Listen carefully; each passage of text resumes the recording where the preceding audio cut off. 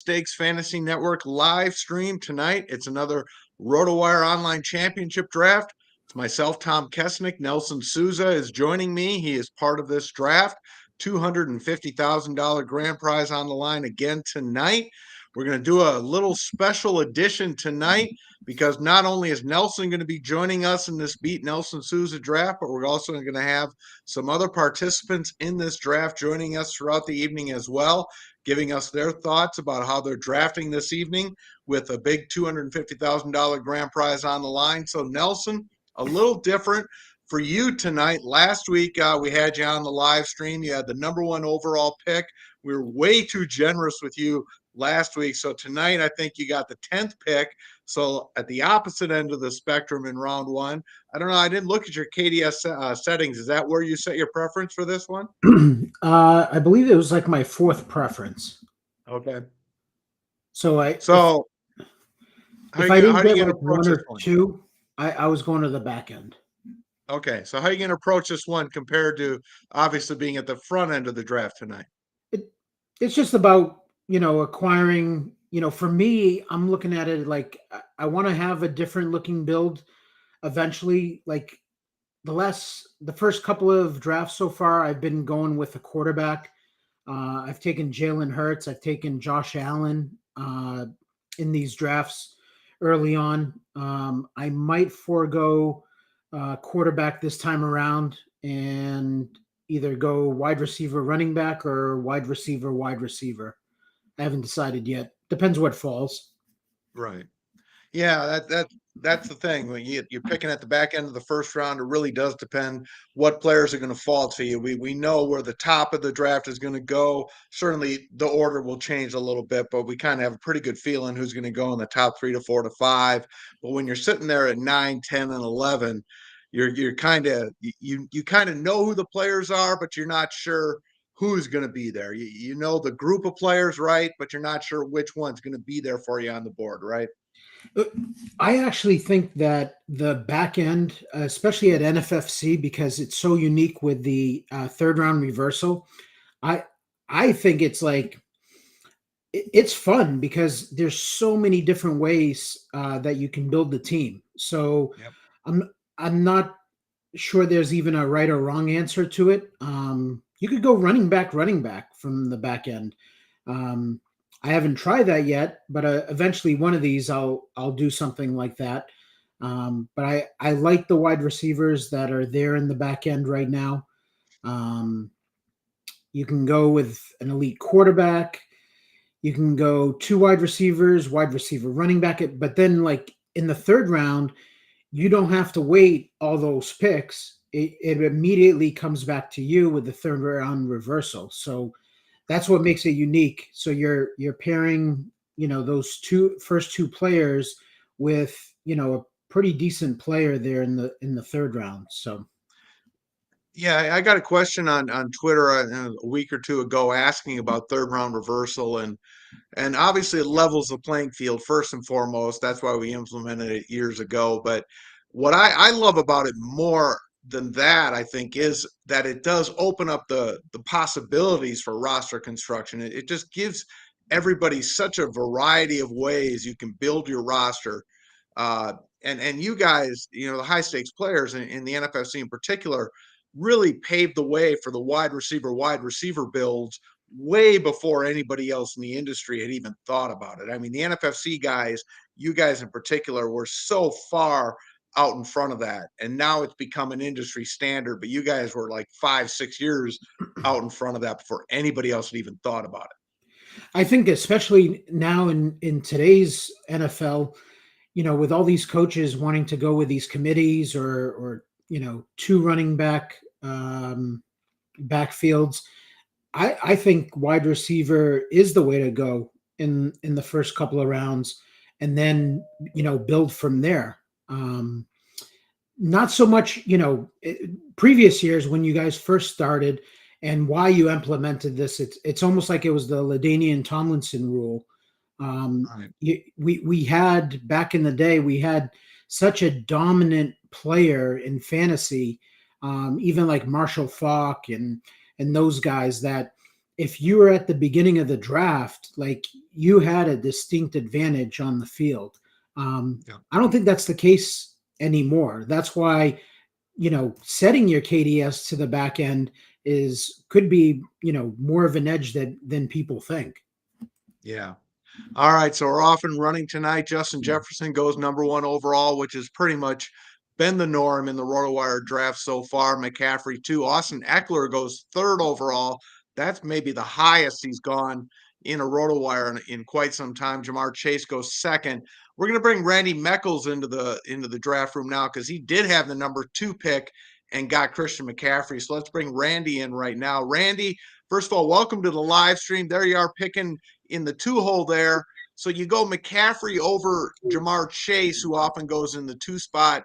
I'm assuming you really wanted that stud running back there to anchor your lineup to begin. You got to be happy with McCaffrey, right? Oh, I am, Tom, and hi, Nelson. I was looking at, I'd love to have my hometown wide receiver in Justin Jefferson, but kind of thought he'd go 1, and I thought a little while, with the number 2 pick, and wasn't sure if I was going to go wide receiver, or running back wide receiver, but McCaffrey's just, he's in tier 1 all by himself, and I couldn't pass him up. Yeah. All right, so Chase goes 4, Kelsey at 5, Cooper Kupp at 6, Tyreek Hill at 7. We have seen Hill go in the top 3 to 4 in a lot of recent drafts, so his ADP has been rising. In this one here, he slips to 7. CeeDee Lamb at 8. Nelson's going to be on the clock. He is right now. Bijan Robinson at 9. So we'll get Nelson. We'll let him make a couple of picks before we get back to him, but we'll see who he picks here. Were you surprised, Randy, to see Eckler go 3 overall? That's about as high as he's gone in a long time.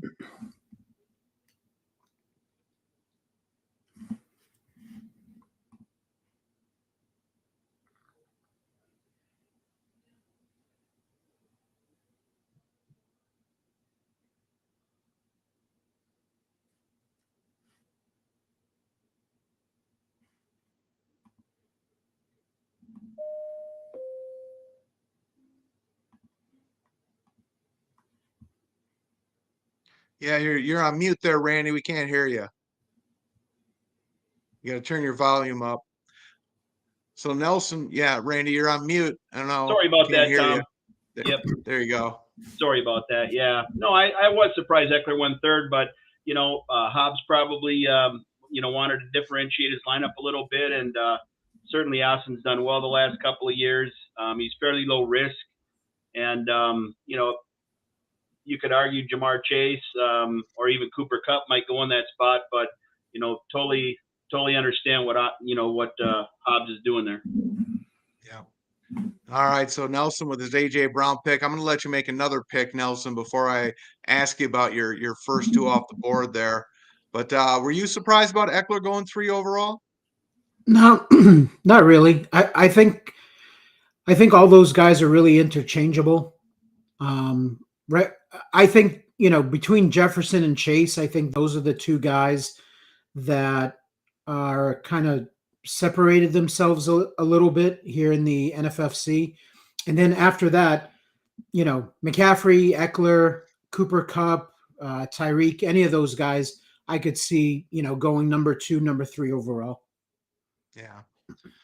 All right. So I think I talked about this. I think we talked about it on the live stream last week. I know I've talked about it on the Sirius show. I think people are just feeling so much more comfortable with Eckler now that he is definitely back with the Chargers and probably his last year with the Chargers. So there's no fear that they're going to hold anything back with Austin Eckler. I think they're going to go, just use him and use him and use him in his probably final year with the Chargers. So no concerns there about Austin Eckler. So I think we do have a little time here. So I will ask you about your AJ Brown pick there at 10, Nelson. What about AJ Brown did you like there at 10 overall? Again, like looking at my rankings, I have a couple other receivers that are maybe above AJ Brown. Actually, I just wanted to change it up. I want to get exposure to him. I like that Eagles offense. That's really it. It's interesting. Early on right now in the season, for me, it's more of a feeling out process with these drafts. and just gaining exposure to different players. And then as we get closer to the season and we get to like the main events and everything, I'll condense, my player targets and the guys that I'm probably fading more. Yeah. All right, so this is a pretty typical RotoWire first round in terms of the fact only 3 running backs go in the first round. McCaffrey, Eckler, Bijan, those are the 3 that typically go in the first round. That's all we're seeing, at least in these early month drafts. We'll see if that changes as we get closer to our live events. 3 running backs, 1 tight end, and if I'm doing my math correctly, you always got to check my math, 8 wide receivers in round 1. Kelsey, pretty much a wide receiver, so we could probably count him. Anyway, so 8 wide receivers, a tight end, and 3 running backs. Definitely not an old school fantasy football draft anymore. That's the way it is. No quarterbacks going round 1 of this draft. So I think we'll definitely see some in round 2 as we get deeper here. Barkley goes 13th overall here. Holdout Saquon Barkley as of June 13th. Certainly a bit of a storyline, probably too early to be concerned about that. And there's Patrick Mahomes. Nelson's on the clock now. We'll get his thoughts about his pick. And there he goes, Jalen Hurts. All right, so the combination here, I got to think, Nelson, that was huge for you, right? That Eagles combination, Brown and Hurts. It was definitely in the back of my mind when I took A.J. Brown. I wanted to build a little bit of an Eagles stack. Yeah. Randy, as a player in your perspective, how much thought do you put into that to try to pair up potential stacks on explosive offenses like this? The Eagles or Chiefs or Bills or whoever it may be, Bengals, whoever it may be. Yeah, it's a mindset. I mean, in a lot of years it works. The stack, it's very, it's becoming more popular. There's some downside to it as well, but I mean, you definitely can hit a home run doing it, and I think that's what everybody's after. They're not after the champion of their league. They're after the $250,000 overall. So, Right. It makes a lot of sense to stack. Yeah. No, that's a good point. And we have seen people come away with the championships, the big money championships, because of those stacks. Joe Burrow, Jamar Chase, for example, Josh Allen, Stephon Diggs. Those combinations have ended up winning the big money championships in a lot of our big contests the last few years. So we could certainly see that play itself out. The Eagles, obviously one of the most explosive offenses in the NFL. And there we have our first wide receiver pairing. Only 3 other teams, have the chance to do that now. The rest of the way, we'll see if they do it. CD Lamb and Garrett Wilson. That's not a bad 1-2 punch. So again, we'll see. We got 3 other teams with the possibility of doing that in rounds 1 and 2. What's interesting? I am surprised. I passed on him, but it's interesting to see Jonathan Taylor where he's going right now in drafts. I thought he was going to be a first round pick, but he's been kind of living in the second round, right?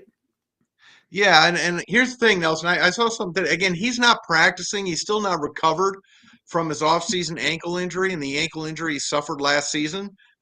When I read that today, that he's still dealing with the ankle problem, I got to admit that's a red flag for me. I'm a big Jonathan Taylor guy. Obviously, you can see the shirt I'm wearing here, but that's a red flag for me. And he was a guy looking at his ADP that I was super excited about. But if we're 5 months out and he's still dealing with an ankle problem, I got to admit that's concerning to me, even though we are obviously we got time to get to the season. But how much of a concern is that for you?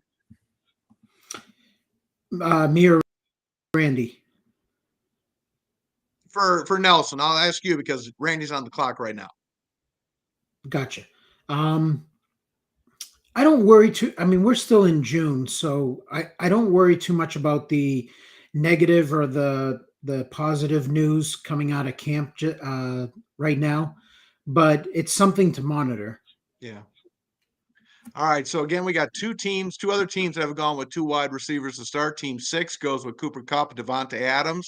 Team 4 pairs Jamar Chase with Jalen Waddle. And Randy, you go with Chris Olave to pair with Christian McCaffrey. We'll let Team 1 make his pick here and his second pick. He also goes with another wide receiver, T. Higgins, with Justin Jefferson.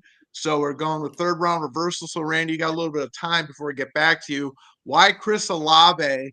Not to question Chris Olave, he's really, really good, but there are obviously a number of wide receivers you could have taken. Why Chris Olave for you there?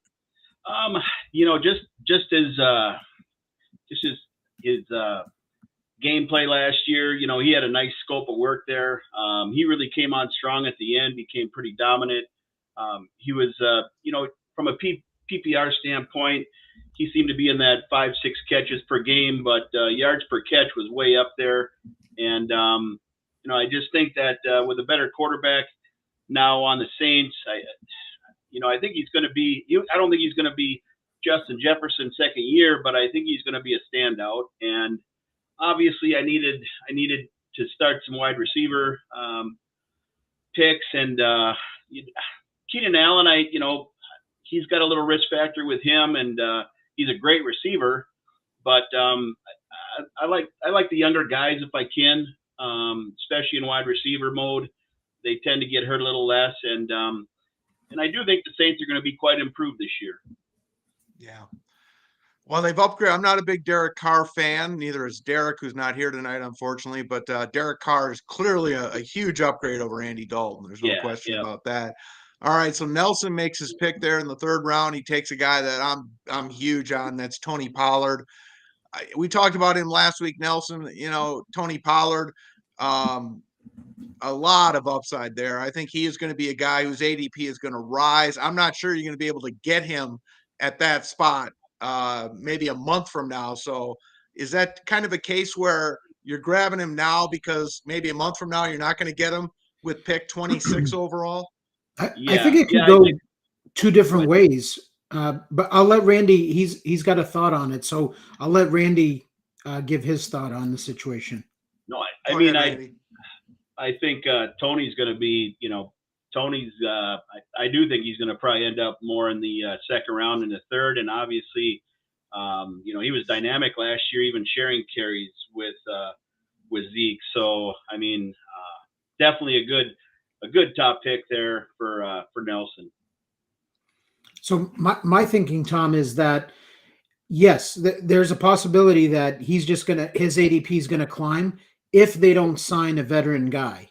But if the Cowboys go and they sign one of these guys that's out there like a Fournette or a Kareem Hunt, come in super cheap on a 1-year deal, and I think that kind of puts water on the whole Tony Pollard parade, and then he probably actually drops in the draft. So I'm trying to be cautious because I am a Tony Pollard fan. I think he has a lot of upside if they don't go and sign a veteran and kind of muddy the situation.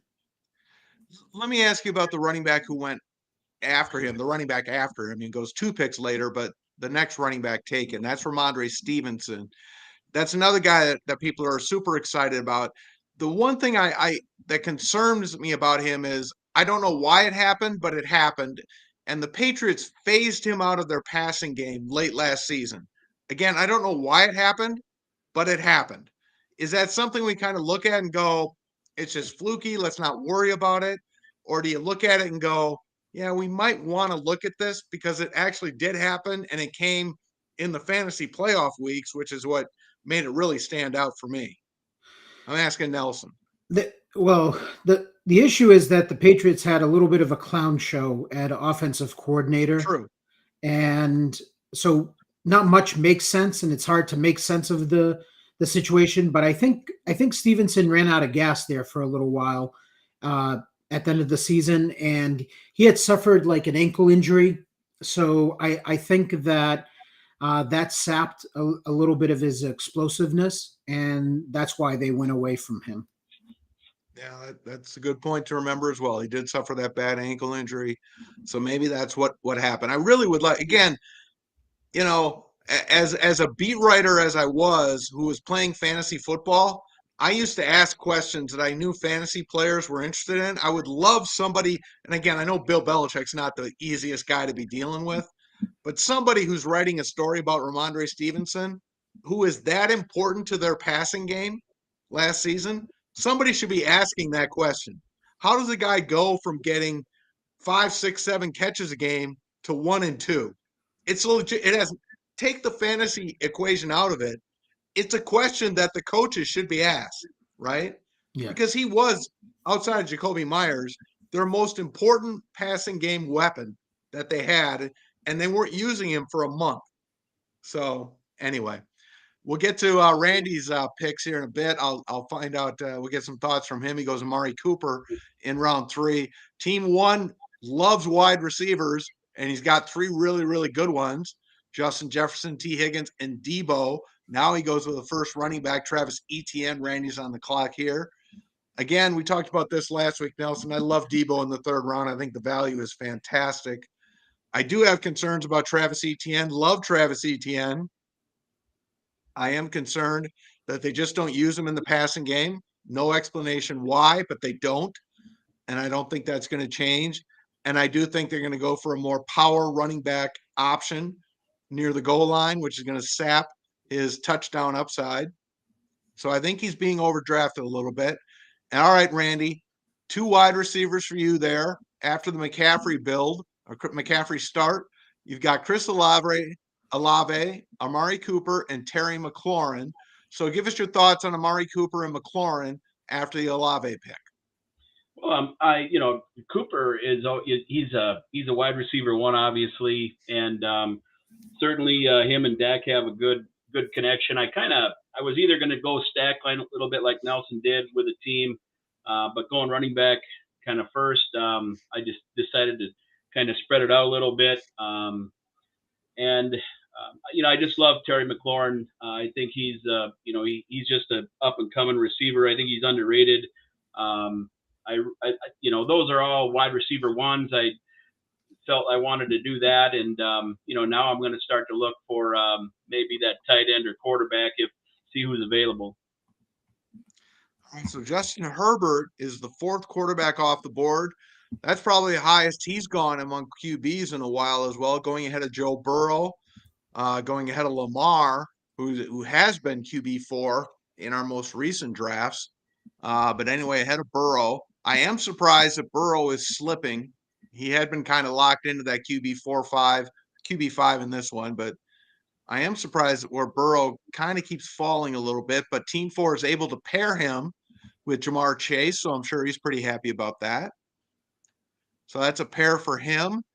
Nelson, of course, has got his Eagles pairing. So we always kind of keep an eye on those kind of things.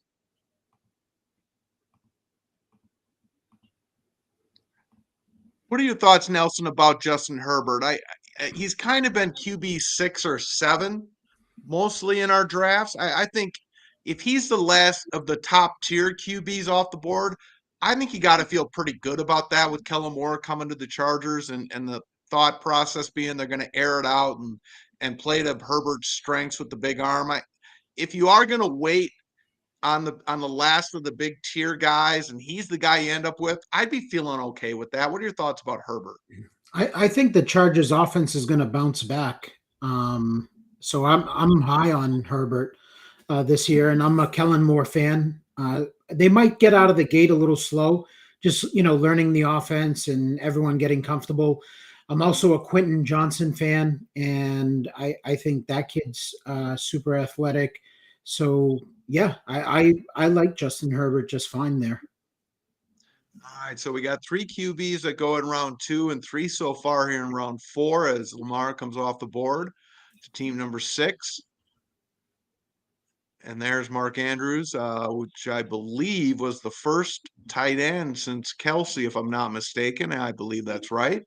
And that's kind of the way it goes. Kelsey goes in round 1, and then we wait about 3 rounds or so for the next tight end to come off the board.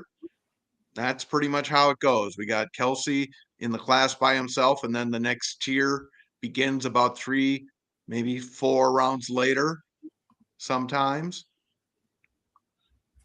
And there's a guy that I'm a huge Chris Godwin guy, huge fan of him. I've got all kinds of issues with Baker Mayfield. So I know we talked about him on the show last week, on the live stream last week, Nelson, but I get the point that you don't need a big arm to get the ball to Chris Godwin, but I've just seen enough of Baker Mayfield to scare the bejesus out of me. So I I don't mean, like Godwin in the fourth. I just don't. I'll play devil's advocate. Baker Mayfield in a pretty crappy Rams offense actually did pretty well there at the end of the year. Yeah. Yeah. All right. So you're back on the board here. We'll talk about your pick in a second. Hawkinson, tight end 3, comes off the board to team number 9 there.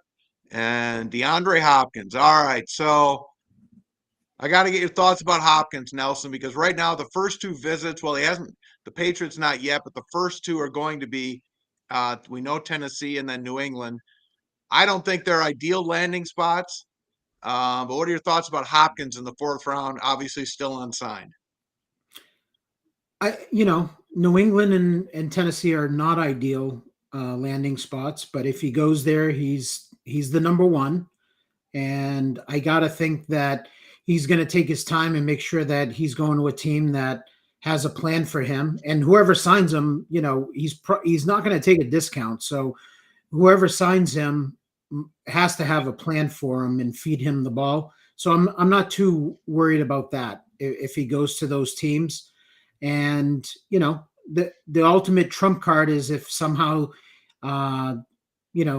Kansas City or Buffalo finagled the salary cap and got Hopkins in there. Right. All right. So I got to do a little math here. That's 1, 2, 3. Only 4 teams so far. If I'm doing the math right, so I got to count again here. Give me a sec. 4 teams so far. Only 4 of the 12 have 2 running backs through round 4, if I'm doing the math right, which is very interesting. Only a third of the teams, again, the bulk of these teams in this draft have loaded up, and that includes you, Nelson. You only have 1 so far. Randy, of course, as well. Both you guys, and Randy, of course, has McCaffrey. So Randy, since you're further away, obviously you've got the stud running back there. So you're kind of in more of an ideal position to not need another running back. But does this surprise you that only 3 teams have 2 running backs through round 4? Yeah, I mean, it does and it doesn't. The NFC has always been a heavy wide receiver, PPR, full point. It's definitely, every season it seems like it gets a little bit more wide receiver dominant. I think we're seeing quarterbacks obviously come at a premium. There was some drafts last year when you could have gotten Pat Mahomes in the 4th round. And, Jalen Hurts 2 years ago, you got him in the 10th round. Josh Allen 3 years ago, you got him in the 10th round. All these good quarterbacks are moving way up the field. And I think, it's a sign from last year that there was quite a bit of difference. Most years there's not, but last year, there was a few quarterbacks that just stood way out and really singled out your team and helped you win a championship. So to me right now, the interesting thing is, we're not even halfway through the 6th round and we've got 8 quarterbacks off picked already. Yeah. No, that's definitely the trend. The quarterbacks are going a lot earlier. 2 more going this round, of course. Justin Fields to begin round 5, and Trevor Lawrence and Nelson. You go with either Lawrence's 1, maybe 1A, we'll see, or certainly no worse than 1B, and Christian Kirk. Why? And Calvin Ridley just goes right there. So why Kirk over Ridley? That's a good question. I think that Kirk's got the rapport with Lawrence right now.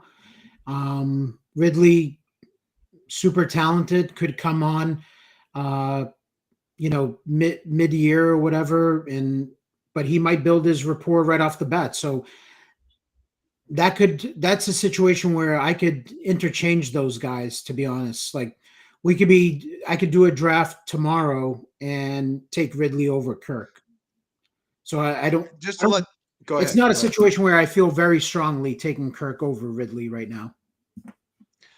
You just kind of walked me into telling people we do have these drafts every single night, by the way, at playnffc.com. You can sign up. We got them at 8 Eastern, 10 Eastern, and 11:55 Eastern. So If you like what you see on the draft board, you feel like, boy, Nelson, he stinks at this. He doesn't, by the way. I'm just selling this, Nelson. Or you know what? You just want to compete for this $250,000 grand prize. Head on over to playnffc.com. You can sign up for this draft, $350 entry fee. Or you know what? We got drafts that start as low as $25. You can come play with us live in Las Vegas or New York. All of our contests are available at playnffc.com. Head on over there, sign up for a draft. You can draft again live. We got slow drafts. We got auctions going on. We got an auction going on right now. As a matter of fact, our first online auction championship of the year is happening right now. I think Derek's watching that as we're talking right now. So we got all that happening. If you love auctions, everything's going on again. PlayNFFC.com. Got Randy on the clock right now. We'll get his thoughts on his picks in a bit here. But Nelson, you don't stink at this. I'm just selling this for the crowd. Well, you know, sometimes. We all have down years, that's for Yeah. sure. No matter how, that's the one thing. You know, we talk to Hall of Fame players in both sports. Everybody goes through, there's peaks and valleys in this game, both football, baseball, basketball, whatever you play, peaks and valleys. Nobody's always at the top every year. You're always going to take your lumps in this game, but it's how you respond to those lumps that determine, you know, how well you ultimately do as a player. That's for sure. So I'm going to be Marquise Brown is interested the with first. Randy here on this turn, the way he's built his team, where he goes next. Yeah. No, I love, you know, one of the things I do love watching is what McCaffrey players do with their builds. I think that's very interesting because you get that stud running back to start, and then what do you do after that? Because I don't want to jump into Randy's head or anything, but I do think that's very interesting to see what McCaffrey players do with their subsequent picks, because I think McCaffrey is such an outlier player in terms of what he can do in terms of his production that it really opens up a lot of possibilities for you. I And of think course, the there's draft board, who's there, who falls to you, that determines so much too. But yeah all on right, my so board team there's one, I was there, just going to there, say team one, DeAndre Swift and J.K. Dobbins. And then Randy, I'll get Nelson's thoughts here, and then we'll get to Randy's picks here, which was Marquise Brown and Dallas Goedert. Go ahead, Nelson. No, I was going to say there was definitely a player that I had in mind on my board that would make sense for Randy's team. So I was curious if he was going to take him, and he didn't take him. All right, so Randy, you go with Marquise Brown and Dallas Goedert. Kind of walk us through why you took those two guys. Well, I definitely wanted what I felt was 4 top wide receivers. Marquise Brown, I actually had him ranked about 16th or 17th wide receiver. And, I think I pulled him off close to 22, 23 off the board. We'll see. Arizona's always that wild card, and Marquise hasn't stood out. Sometimes you got to take a chance, and he's certainly, he could hit a home run. He might go back to the injury bug too, but I wanted T.J. Hawkinson as my tight end, and I looked at Kyle Pitts a little bit, and and I looked at George Kittle too, but I'm in agreement with Nelson. Philadelphia is gonna score a lot of points, and in the touchdown zone, it seems like he always likes to go to Dallas Goedert, and so I was torn. I wasn't sure what I wanted to do. I need to get another running back here, probably in the next 1 or 2 rounds. But I've got a hidden gem. We'll see if Nelson takes him or not. All right. We got a lot of people watching this draft right now, so I just want to let you know, if you want to pop into the chat and ask us some questions, we'll all be happy to do our best to answer those questions for you. So feel free to jump on in here and ask away, and we'll do our best to answer these questions. So we were talking about tight ends there after Goddard. George Kittle does come off the board a couple of picks after that. Miles Sanders went right after Randy's pick there. So team three's got himself 3 running backs right now. So teams 1 and 3 have 3 running backs. Looking at roster builds right now.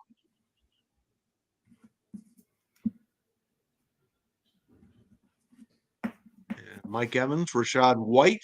What are your thoughts, real quickly, Nelson, on Rashad White? Certainly, a lot of questions about the Tampa Bay offense, but Rashad White should be set up to handle a pretty heavy workload or a good amount of those touches there in that Tampa Bay backfield. Yeah, I mean, they went the draft without really doing much, and they didn't re-sign Fournette, so it looks like it could be White's deal. But he's going to have to take the bull by the horns, But it's a situation that the coaches are showing confidence in him. So now it just comes down: can he have a good camp and keep that confidence up going into the season? Yeah. And there's Dameon Pierce, a guy who obviously was very impressive as a rookie a year ago. In round 6, I really love the value there on Dameon Pierce. I think that's a really nice pick, a really nice value there. Brandon Ayuk, who the 49ers just keep raving about. Nelson's on the clock now. We'll let him make his pick.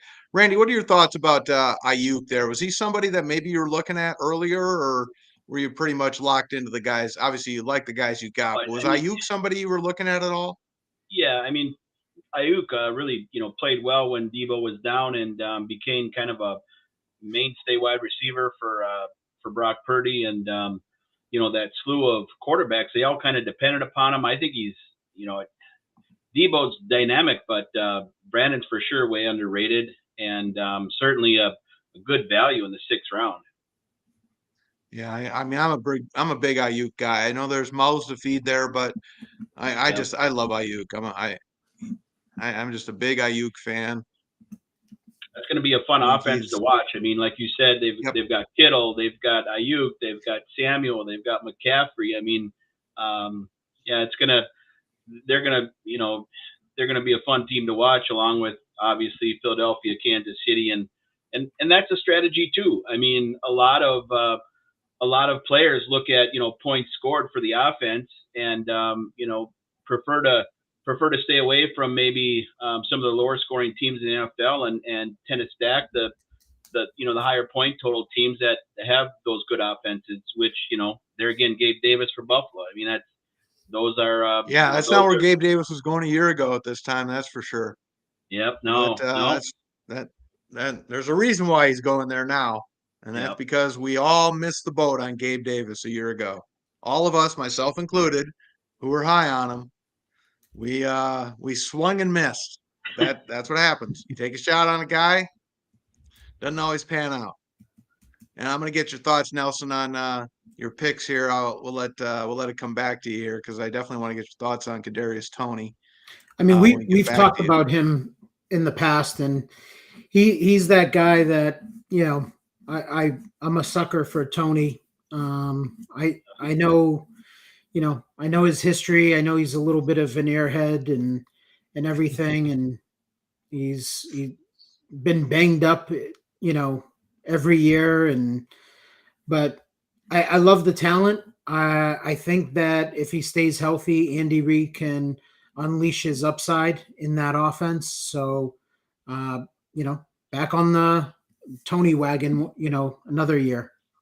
I got to check on that. I saw a tweet today. I got to check where he was going in drafts a year ago. I saw a tweet today from someone who says he's going in pretty much the same spot he was going a year ago at this time. And I'm not sure if that's the case. It may be. I'm not disputing it. Give and take around. I'm not sure. That's where he was going. So if he is going in the same spot or roughly with Patrick Mahomes, where he was going a year ago with Daniel Jones, yeah, I guess we should probably be a little more excited about Kadarius Toney because everybody was super fired up about Toney a year ago, and now nobody's as excited. I mean, some people are, but the general thought process is nobody's as excited this year as they were a year ago, and he's got Mahomes, and a year ago he had Daniel Jones. Yeah, I guess the point was, why aren't we more excited about Kadarius Toney this year when we were all fired up about him? I mean, I wasn't as fired up about him, but you know what I'm saying. Anyway, we'll let you make your pick and we'll discuss more. And there's the guy I love, and that's Cam Akers. I mean, I'll probably ride or die with Cam Akers until he's dead, but I'm in the 7th round as your RB3 here. Now I would probably take him over some of these running backs who went before him, but I love Cam Akers. All right, so James Cook, another guy that as we sit here today could be set up for potentially a very nice season. It's a backfield with him and Damian Harris. Thoughts on James Cook, Nelson? He took Dalvin Cook. Dalvin. Delvin, I'm sorry. I looked at Cook there. Delvin. Thoughts on Delvin? Delvin we can talk and about James Cook later. So yeah. where do you think Delvin ends up? Right now it's kind of pointing towards Miami, but where do you think he ends up? Where would you like him to end up now that you drafted him? Miami. Okay. Because I think if he signs tomorrow with Miami, I think he moves up a couple of rounds. He doesn't go in the 7th round anymore. Yeah. No, that's definitely the best landing spot for him. I agree. And I'm actually happy that the Broncos seem to have checked out of the Dalvin Cook sweepstakes. I wasn't fired up about that spot for him. So I'm kind of happy about that. And there's David Montgomery off the board, Kyle Pitts, Tyler Lockett, and Darren Waller, who we have talked about. I think we talked about Waller last week on the live stream, Nelson. I think we're both in agreement about Waller being worth the shot, understanding the risks involved, right?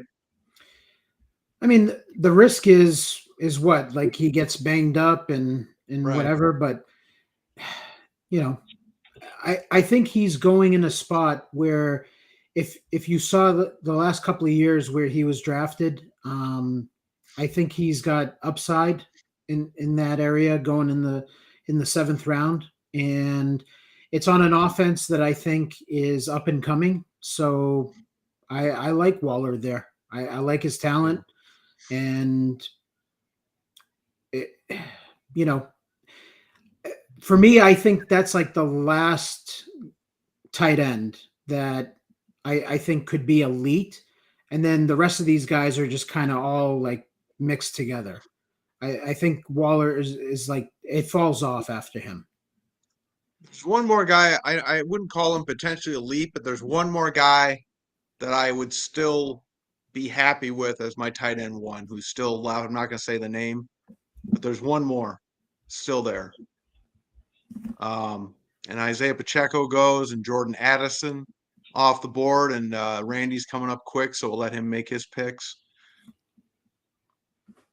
And I'm going to ask you about another player who got picked a couple of picks ago, Nelson, right after you, and that's David Montgomery. And I know everybody's super fired up about Jahmyr Gibbs, but I got to think the Lions need David Montgomery. I firmly believe that.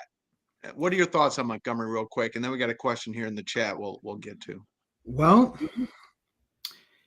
I think David Montgomery sucks, but I do think that the Lions are going to use him. And I think that Gibbs, he's definitely very talented, but I think it's going to be a situation where you're going to be pulling your hair out watching the games on Sunday, and seeing Montgomery, the amount of run and touches he gets in that offense. So I think Gibbs is going to have to do it where, with limited touches, he's going to have to be pretty good.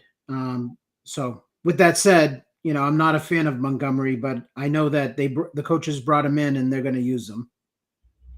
All right, I'll get this. This question kind of covered up all of our pretty faces here, at least your two guys' pretty faces. So after Randy makes his pick, I'll ask the question from Adam, and I'll pose it to Randy after he makes his pick here.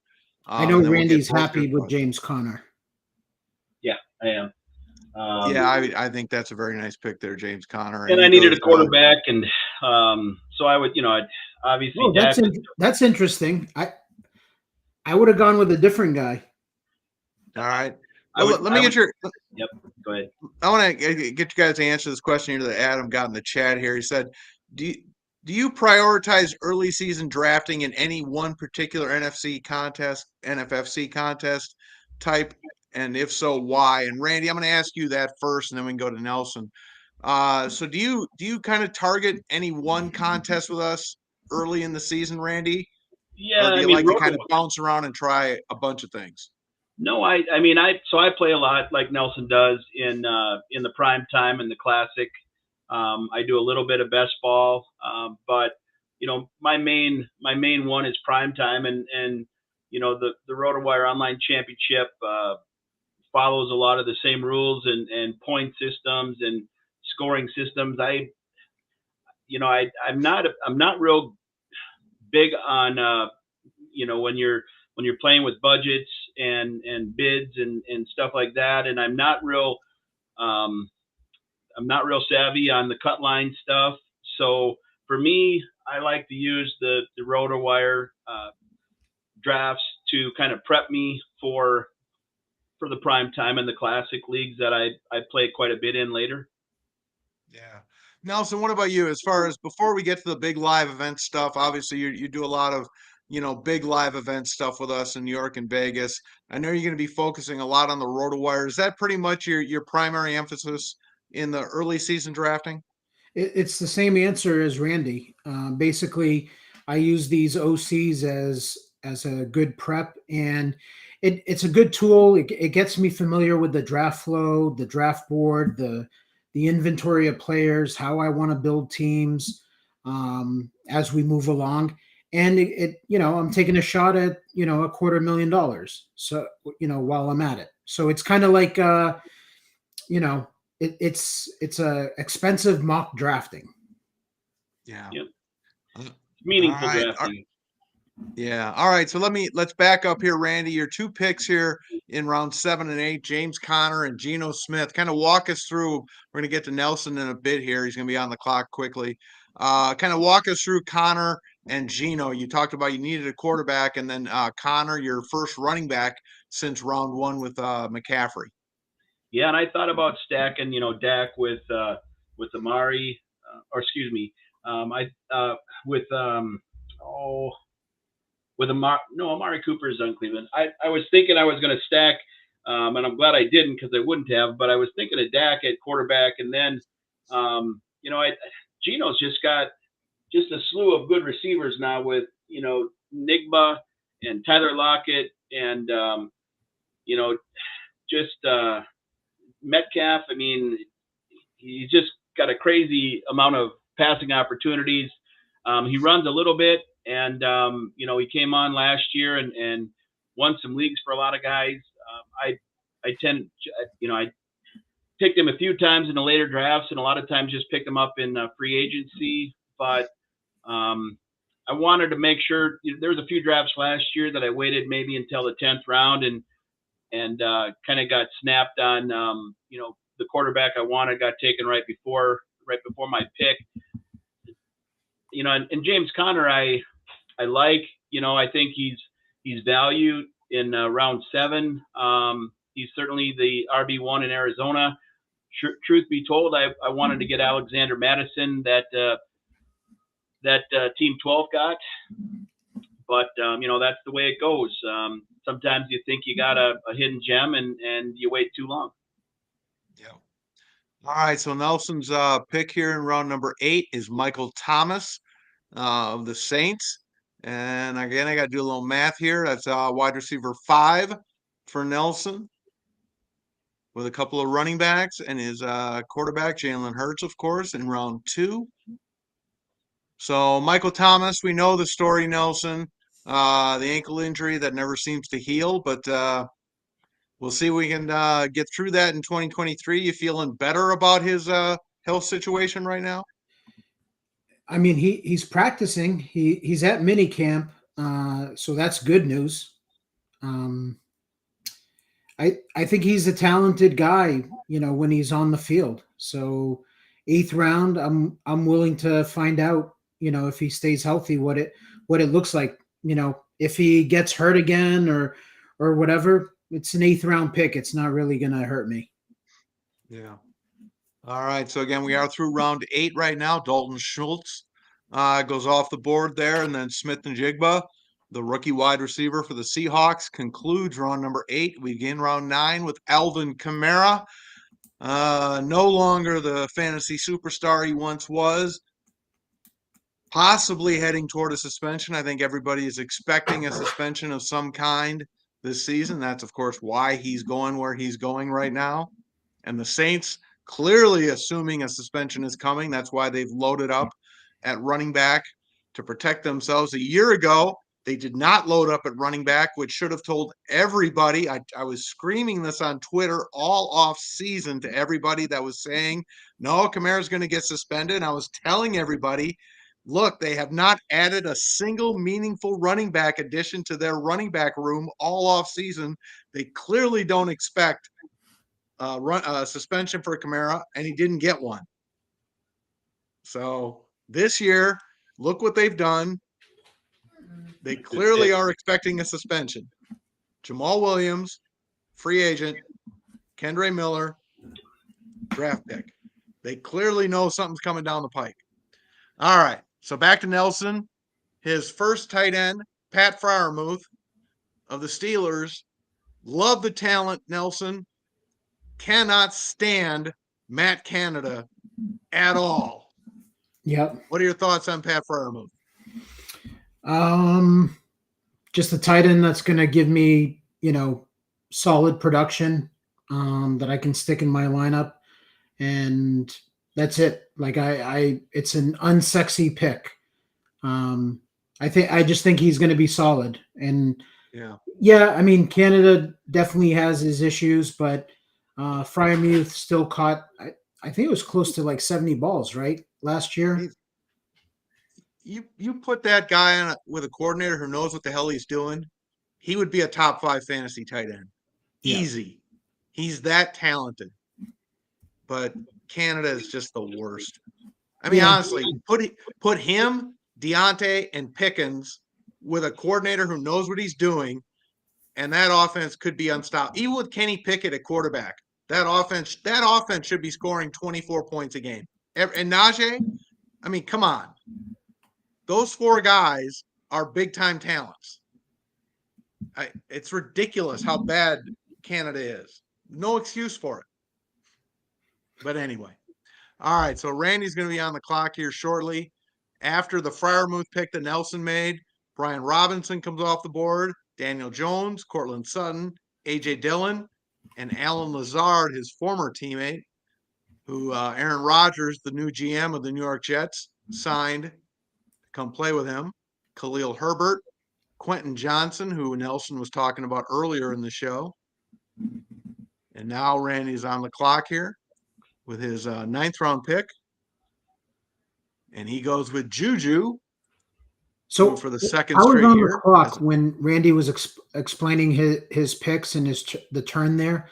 I was curious, Randy, how come you didn't go with Deshaun to pair up with Cooper? Yeah, I mean, I thought about it. I just thought a little bit about the talent at the wide receiver position at Cleveland versus the talent at wide receiver position in Seattle. Yep. And, I just, as I was telling Tom, I mean, to have Najigba and Metcalf and Tyler Lockett at his disposal, I think he's going to be a definite top 10 quarterback. I think Watson, needs to show some more. I mean, he got in, at the end of the year last year and stuff, but, I don't know what Deshaun has left in his legs. He might have a lot. He might not have as much, but Cleveland tends to be a low-scoring team in general. And by the way, Randy, you're on the clock. Oh, sorry. Yeah, I'll get something here. Let's see what we got.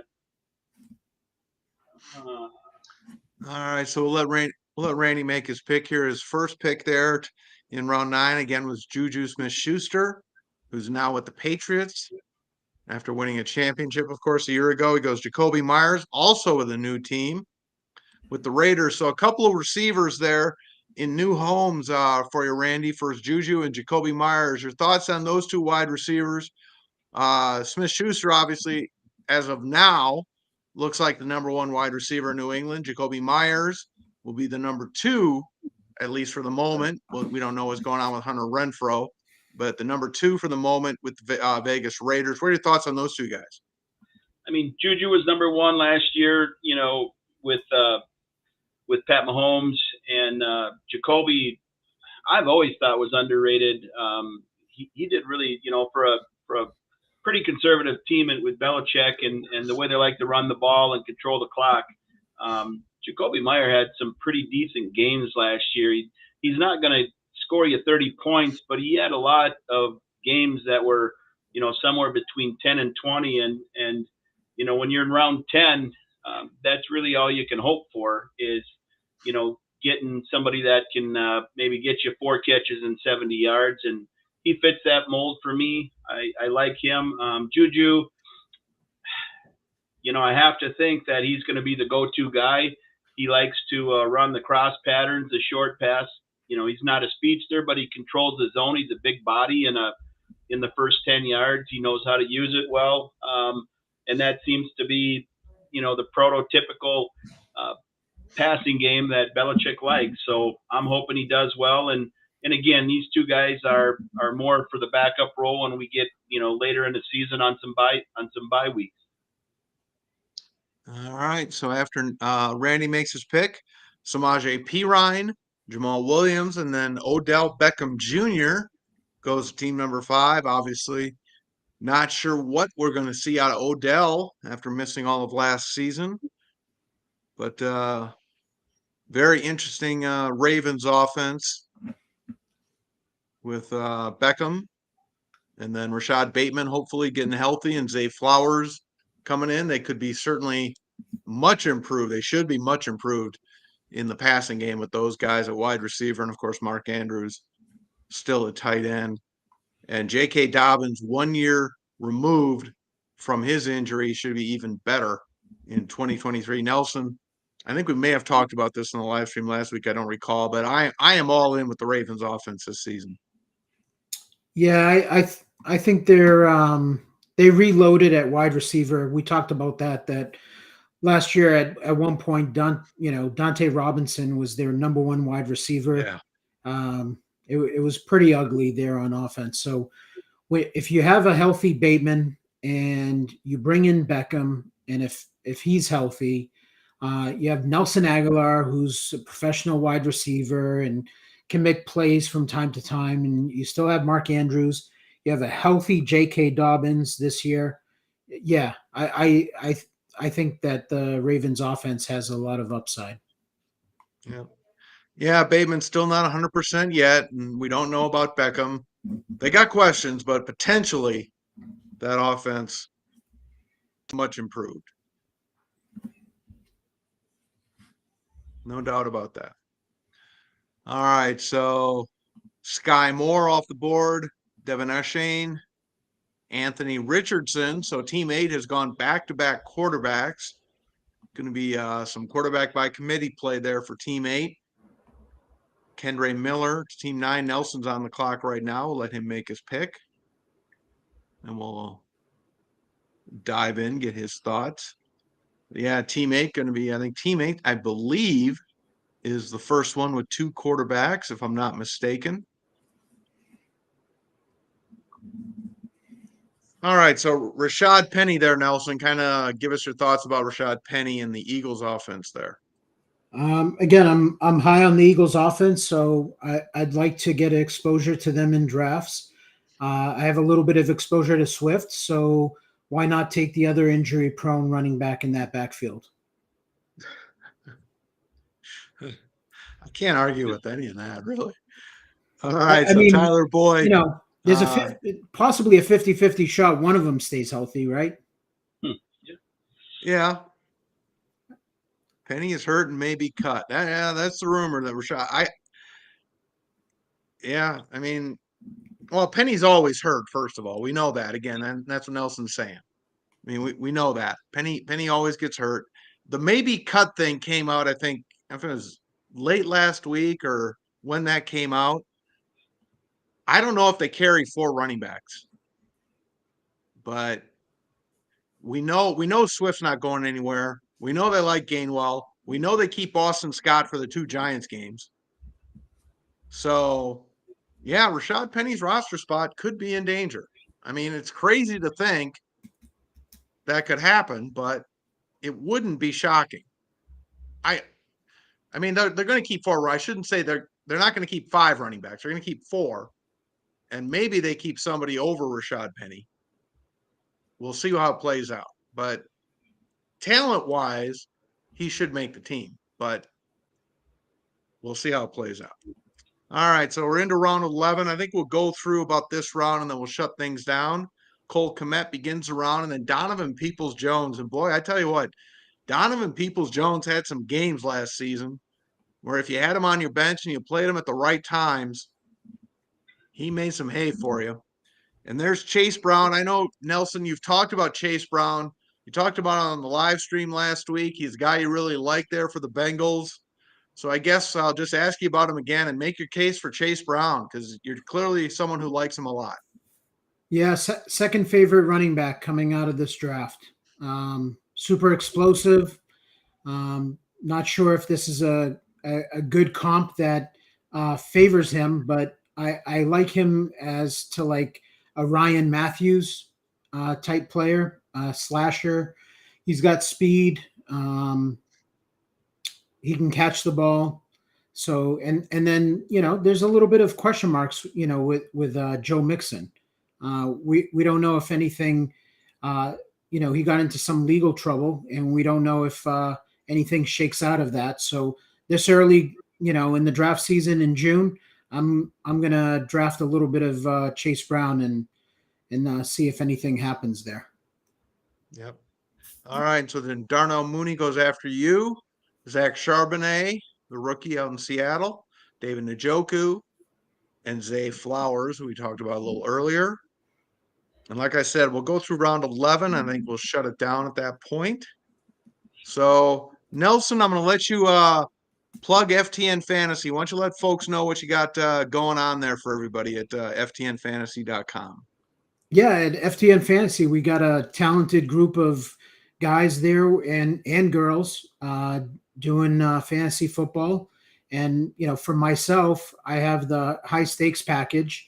And, with that, gains you access to the Discord chat, get to talk to me 24/7, ask questions about, drafting and, draft flow, draft construction, how to build teams this year. During the season, talk about fab and waiver wire players. I do a report every week on a weekly basis for that comes out before Wednesday.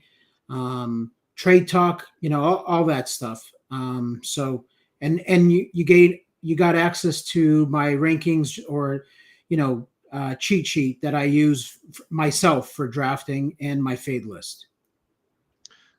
Good stuff. Yeah, I can't recommend the site enough. We're just excited to work with you guys for both NFFC for football, NFBC for baseball. We love the relationship, and like Nelson said, great players who write content there, and just some of the best in the business. So Nelson, great to have you on the show. Randy, want to thank you for stopping by and joining us as well tonight.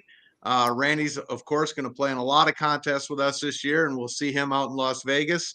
Again, this is our 20th anniversary, folks, of the NFFC this year. So going to be a super exciting year for us.